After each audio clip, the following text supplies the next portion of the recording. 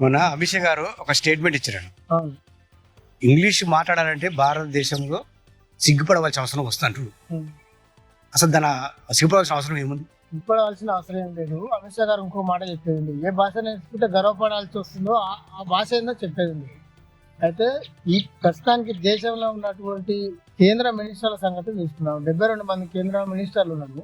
వాళ్ళ పిల్లలందరూ కూడా ఈరోజు ఆక్స్ఫర్డ్ యూనివర్సిటీ, కొలంబియా యూనివర్సిటీ, వివిధ దేశాలలో ఉన్న యూనివర్సిటీలకు పోయి యూరోప్లో ఉన్నటువంటి పెద్ద ఫేమస్ యూనివర్సిటీలలో చదువుకుంటున్నారు. వాళ్ళ పిల్లలందరూ కూడా ఇంగ్లీష్ విద్యా విధానాన్ని అవలంబిస్తున్నారు.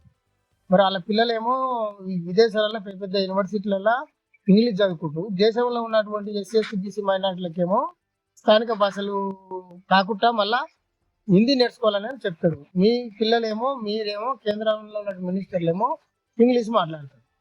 దేశంలో బలవంతంగా కూడా హిందీ నేర్చుకోవాలని అమిత్ షా గారు రుద్దుతారు. అయితే ఆయన మనసులో మాట ఏంటంటే దేశం మొత్తం కూడా స్థానిక భాషలను నిర్వీర్యం చేసి హిందీ నేర్చుకోవాలని చెప్తారు. మరి స్థానిక భాషలు మాట్లాడే ప్రజలు హిందీ భాష మాట్లాడాలంటే కూడా సిగ్గుపడుతుంది. మొదటగా రాజకీయ నాయకులు చేసేది ఏంటంటే ప్రజలను రెచ్చగొడుతున్నారు. ప్రజలు రెచ్చగొట్టేది కాదు.